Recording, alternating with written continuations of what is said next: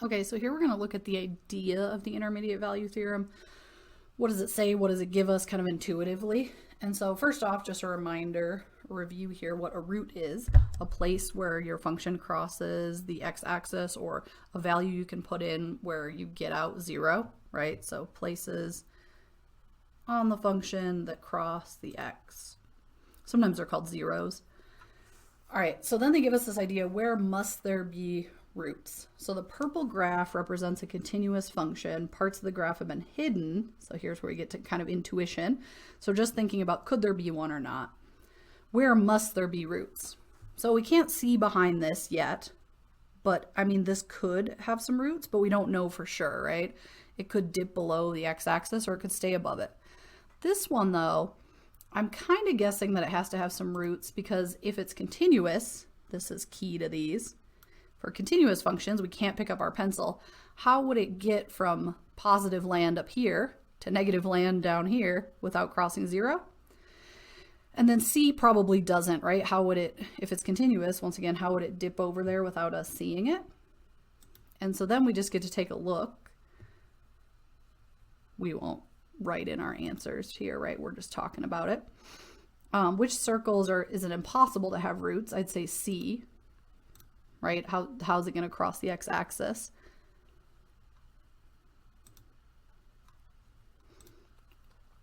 And then which ones might have roots? A is probably a maybe, right? It could go below like this, or it could just go right here. Maybe it has one, maybe it doesn't. All right, then we get to do the big reveal. So A was maybe it does, maybe it doesn't. It looks like it happened to not, but it could have been either. This one definitely doesn't, right? Doesn't even really matter where we put it. Even if we had it down here, how's it going to jump from the x-axis if it's continuous? And this one, we were saying it has to have one, because how can it get from up here where the values are positive to down here where they're negative without crossing 0? And it looks like we were right. All right, so here they get a little tricky with it. That one was a little more obvious looking.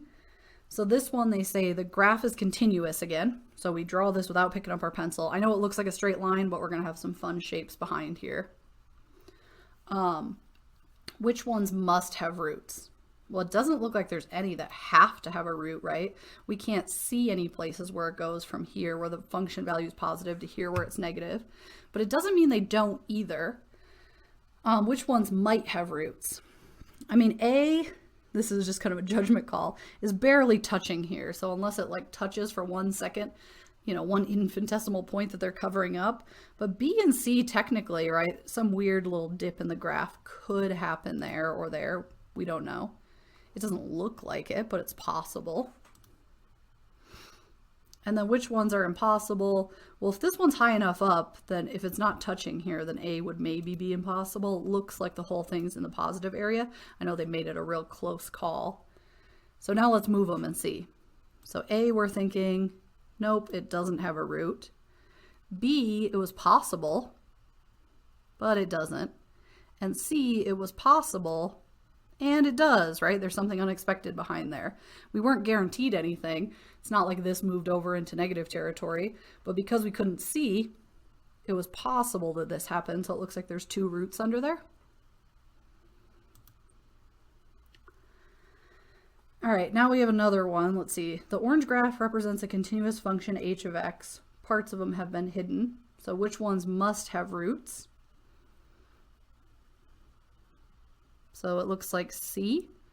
We can see that here it's positive and here it's negative. So if it's continuous, meaning we drew it without picking up our pencil, I don't know how you get from here to here without crossing the axis, which is essentially what the intermediate value theorem gets us. That there has to be an intermediate value between positive and negative there on a continuous function. Which ones might have roots? I guess A or B might have them. I don't see any that absolutely can't. So then we'll do the reveal. So A, maybe there's one, maybe there's not. Looks like there is one, kind of hidden behind there. B, there could be or could be not. Looks like there's not. And C, there has to be a root in there, and there it is. All right, then this is fun. Just when you think you've got it. The blue graph represents a function j of x. Parts of the graph have been hidden behind the black circles. So we want to go yes, no, maybe again on these. I'm going to go to the reveal. All right, so yes, no, maybe. It looks like A is a maybe, right? Maybe there it goes here, maybe it doesn't. Looks like it stopped before it, so it doesn't. B looks like an impossible one, right? Everything here is negative. Well, I guess they're covering over the x-axis, so it could kind of dip up here. We can't tell. If I put it to there, now it's impossible. So this was a maybe. This would be not possible. And it looks like there's not one. And then C looks like we're guaranteed one, right? How do we get from negative to positive without crossing over the x-axis? Oh, there isn't one. They had a skip in the graph. So this one, they were trying to be a little bit tricky. If we go back to the question, notice how all of the other ones mentioned that the graph was continuous. And this one, we got so used to that, we kind of skipped over it, but it just said the blue graph represents a function.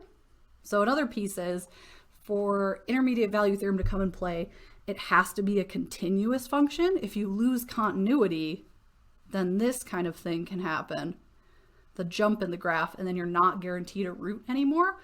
So be careful. It's only true for continuous functions. They kind of tried to get you in that one by not mentioning, just leaving out and not saying that that one was continuous.